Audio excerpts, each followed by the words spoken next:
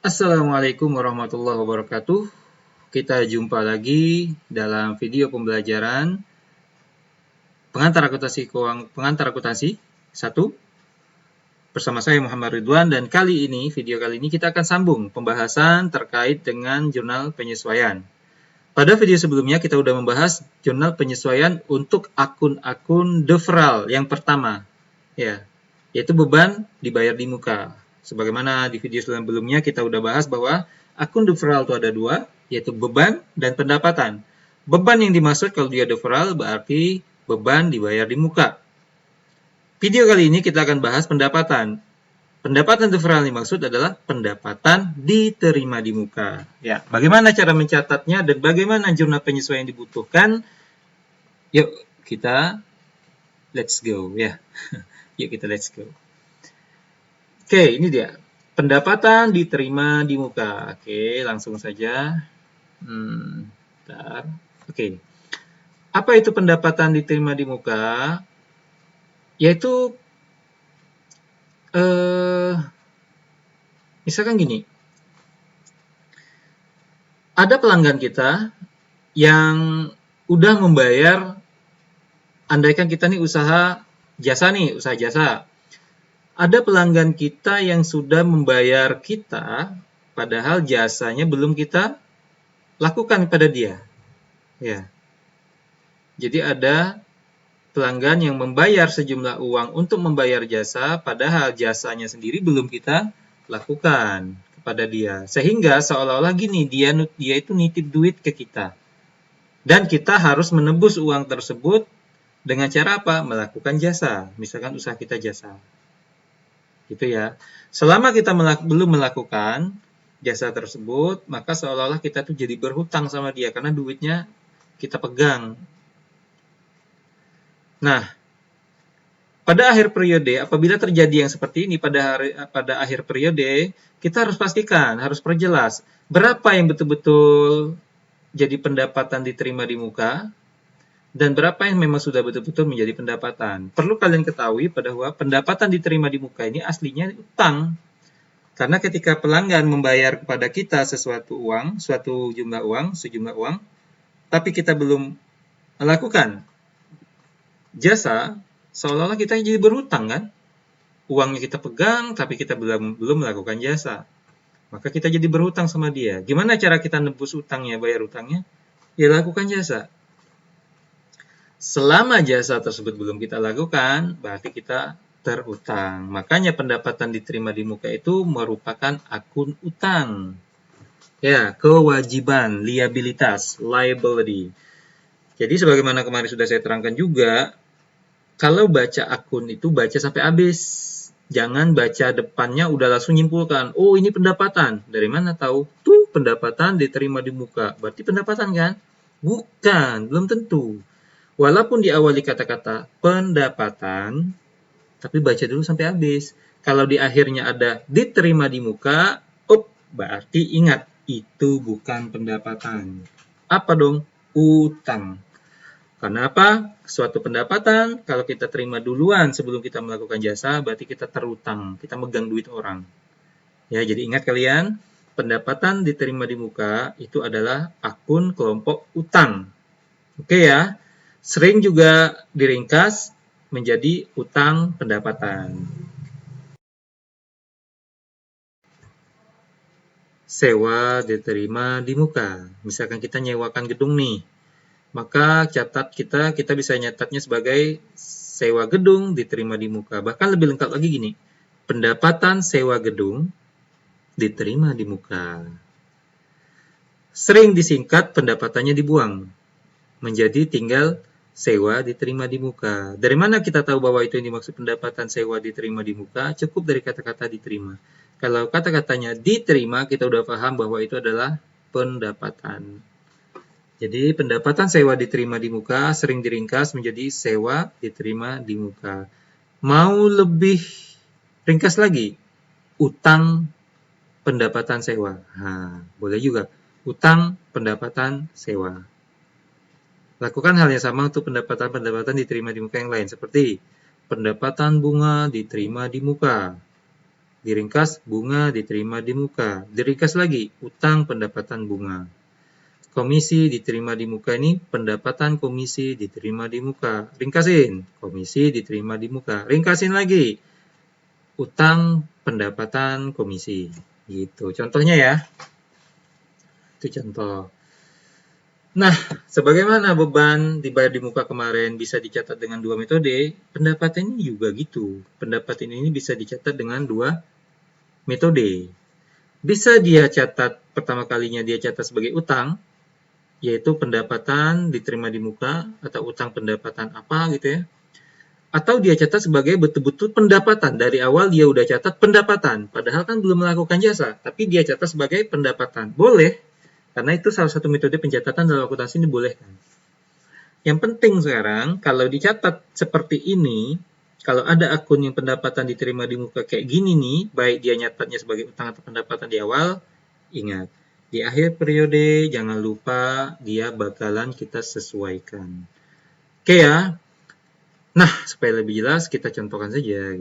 Ya, kita contohkan dulu. Nih contoh.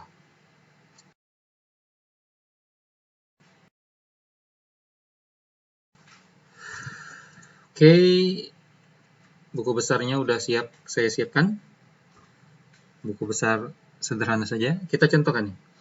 Misalkan pada tanggal 1 September 2006, 1 September 2006 kita menerima uang kas tunai sebesar 2.400.000 dari sewa gedung untuk 1 tahun. Berarti ini bisa kita pahami bahwa kita punya gedung, terus kita sewain ke orang, dan ada orang yang mau menyewanya untuk 1 tahun,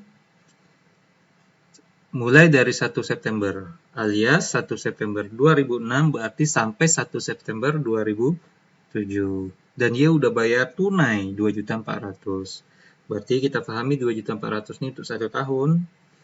Berarti sebulannya berapa? Ya 2.400.000 dibagi 12, 200.000. Ya, itu sebulannya 200.000. Mudah kan hitungnya? Nah, 200.000 ini 2.400.000 ini pada tanggal 1 September. Bagaimana kita mencatatnya? Jurnalnya nih.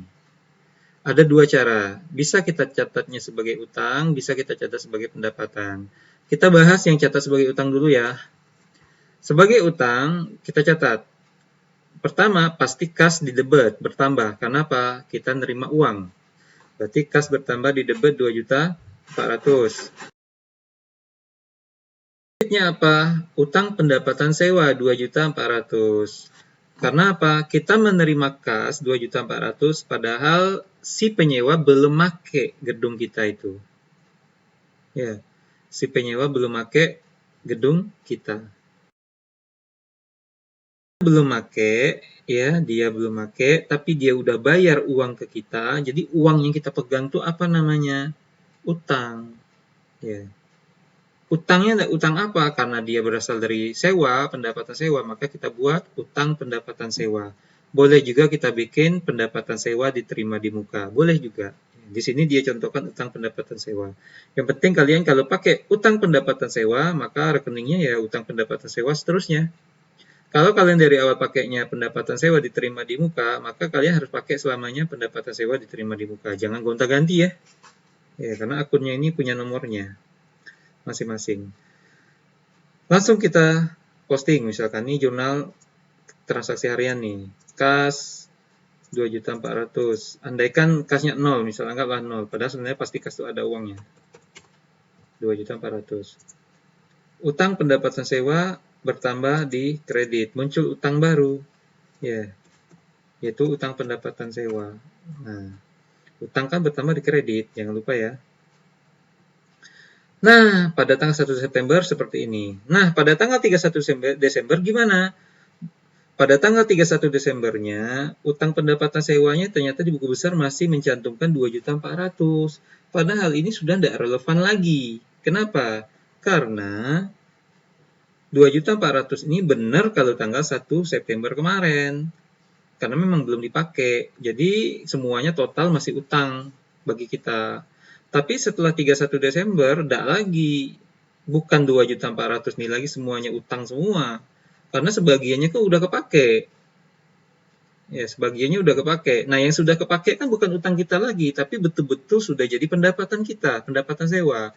Yang utang pendapatan sewanya ya masih sisa berapa bulan yang dia belum pakai. Nah, itulah dia benar-benar utang pendapatan sewa. Nah, berarti ini kan masih salah saldonya. Berarti harus kita sesuaikan. Nah, cara ngitungnya kita bagi dulu periodenya supaya benar. Nah, 1 September 2006 sampai 1 September 2007. Pada tanggal 31 Desember udah berapa bulan tuh lewat? Hitung. September, Oktober, November, Desember. 4 bulan. Jadi yang 4 bulan sudah berlalu ini berarti gedungnya udah dipakai sama pelanggan tuh, sama penyewa. Yang kemarin kita catat juga 1.400.000 alias 200.000 sebulan. 4 bulannya kali 200.000 itu sudah jadi pendapatan beneran karena memang udah dipakai. Berarti dari sini kita bisa ketahui bahwa 2.400.000 ini, yang ini, 800.000-nya sudah jadi pendapatan beneran, sisanya 1.600.000 kan? Nah, itu memang benar masih utang bagi kita, utang pendapatan sewa. Kenapa? Ya, dia kan belum make dari 1 Januari sampai September 2007 belum make. Ya udah, sisanya 1.600.000 biarin sebagai utang. Tapi 800-nya, oh jangan dong. Itu kan sudah jadi pendapatan. Maka kita lakukan jurnal penyesuaian supaya benar, ya. Bagaimana caranya? Utang pendapatan sewa yang 2.400.000 ini, 800-nya harus kita keluarin. Karena apa? 800-nya bukan utang lagi, tapi udah jadi pendapatan. Berarti 800.000-nya kita keluarin dari utang pendapatan sewa. Bagaimana cara mengeluarkannya alias kita kurangin dari sini? Ya caranya kita taruh di lawannya, posisinya di debit. Berarti utang pendapatan sewa harus kita taruh di debit 800.000 saja. Maka jurnal penyesuaiannya pasti utang pendapatan sewa 800.000 di debit, gitu kan? Nah, 800.000 utang pendapatan sewa di debit ini berarti kan bukan utang pendapatan sewa lagi nih. Kalau begitu apa dong? Ya sudah jadi pendapatan sewa. Muncul pendapatan sewa yang benar-benar udah jadi pendapatan 800.000. Nah, pendapatan sewa kan muncul alias bertambah kan di kredit. Sehingga jurnal penyesuaiannya adalah utang pendapatan sewa di debit 800.000 pada pendapatan sewa di kredit 800.000. Maka kalau kita posting nih jadinya kayak gini, utang pendapatan sewa 800.000 di debit kita buat.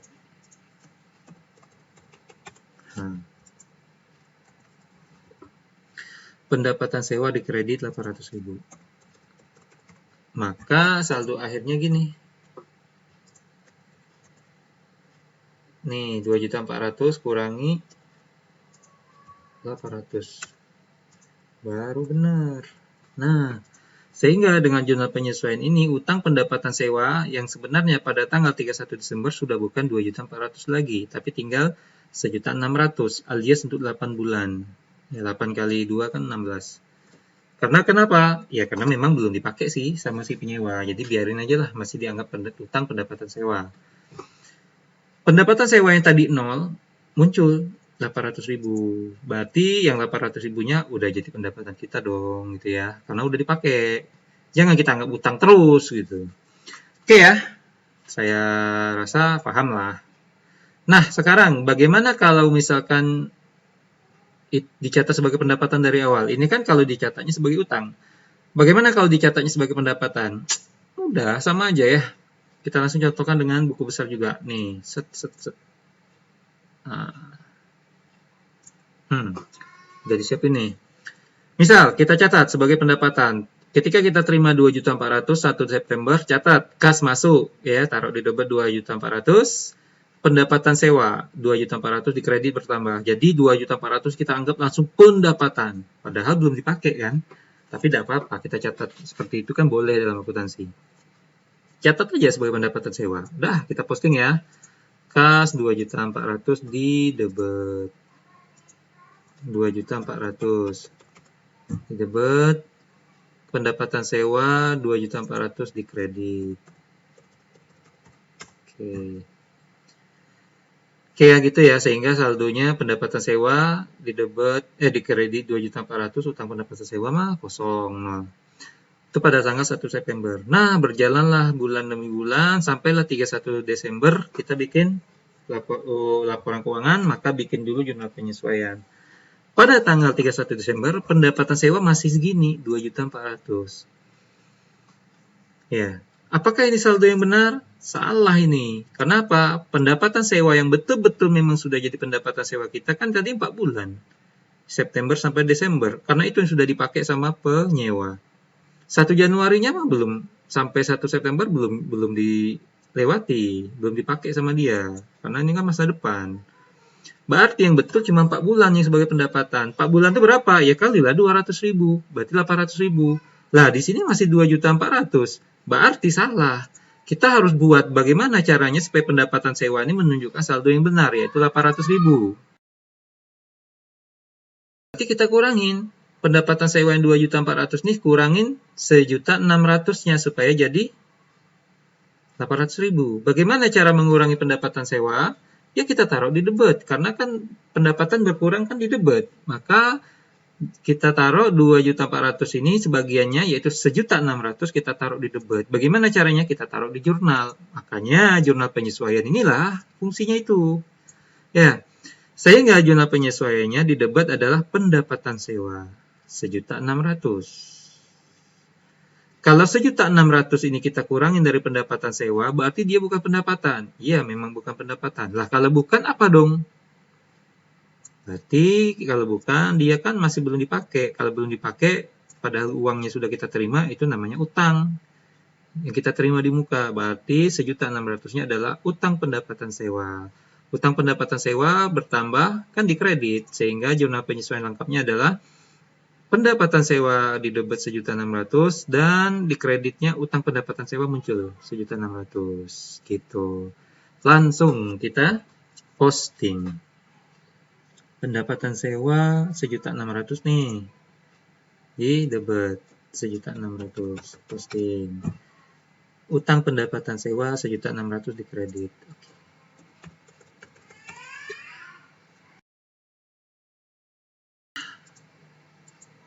Ini dia, berarti saldonya gini.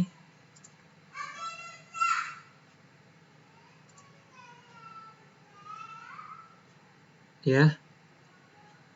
Nih, 2.400.000 kurang 1.600.000. Berarti ini saldonya.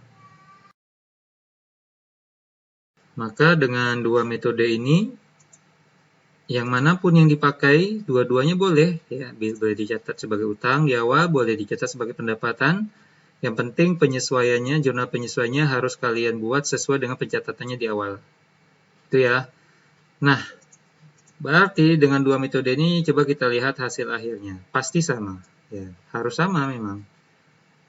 Nah, dengan metode dua-duanya ini ternyata menunjukkan hasil yang sama. Lihat nih. Nah, utang pendapatan sewa hasil akhirnya ya tinggal 1.600.000. Kas 2.400.000 sama kan? Pendapatan sewa juga 800 di kredit. Berarti sama. Jadi mau pakai metode manapun ya terserah. Ya tergantung kebijakan perusahaan. Yang penting penyesuaiannya pasti hasil akhirnya sama. Sehingga dia, karena tujuan jurnal penyesuaian memang mencantumkan saldo sesuai dengan kondisi yang sebenarnya. Itu ya. Oke. Yang penting kalian ngerti yang gini. Pembagian berapa yang sudah jadi pendapatan, berapa yang sudah jadi berapa yang masih jadi utang. Baiklah, saya rasa demikian. Kalian pelajari lagi di bukunya, bagus-bagus baca lagi, baik-baik dipahami pelan-pelan. Kalau udah ngerti, tonton lagi video ini sampai jelas. Mudah-mudahan bisa dipahami lah ya.